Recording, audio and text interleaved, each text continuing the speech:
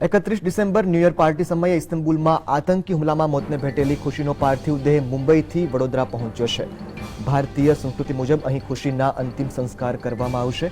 આતંકી હુમલામાં મોતને ભેટેલી ખુશીને જાણે મોતનો અણસાર આવી ગયો હતો, તેમજ મૃત્યુ પછી ભગવાન તમને પૂછે કે કેવું હતું સ્વર્ગ તેવું વોટ્સઅપ સ્ટેટસ મૂક્યું હતું।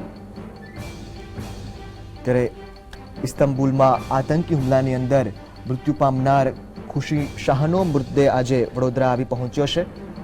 તુર્કીના ઇસ્તંબુલમાં પાર્ટી દરમિયાન થયેલા આતંકી હુમલાની અંદર તેનું મૃત્યુ નિપજ્યું હતું, જેને લઈને તેના પરિવારની અંદર પણ શોકનો માહોલ છવાઈ ગયો છે। મુંબઈથી આજે ખુશીનો મૃતદેહ વડોદરા આવી પહોંચ્યો છે।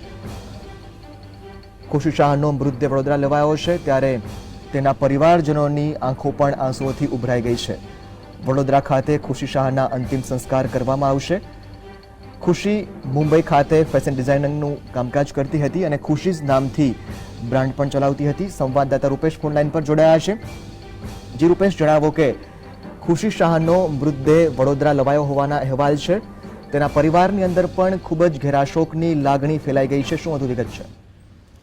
ચોક્કસ હવે ટૂંક સમયમાં જ એરપોર્ટ પર ખુશી શાહનો જે છે તે કહેવાય છે કે મૃતદેહ જે છે એ આવી રહ્યો છે અને ત્યાં આગળ પરિવારજનો પણ અહીંયા આગળ ખાસ અહીંયા આગળ એરપોર્ટ પર અત્યારે હાલ મોજૂદ છે। ગમગીની છે પરિવારજનોમાં ક્યાંક ને ક્યાંક, કારણ કે એમના પિતા હજી પણ પોતાની દીકરીના મોત અંગે માનવા તૈયાર નથી। તેઓ હાલ ખાઈ પી તો ખાવાનું પણ એમને એ નથી ખાઈ રહ્યા, પાણી પણ નથી પી રહ્યા, એમની પણ ના તંદુરસ્ત છે, પણ પોતાની વાલી ચોઈ દીકરી ગુમાવવાનો એમને જરૂર રંજ છે।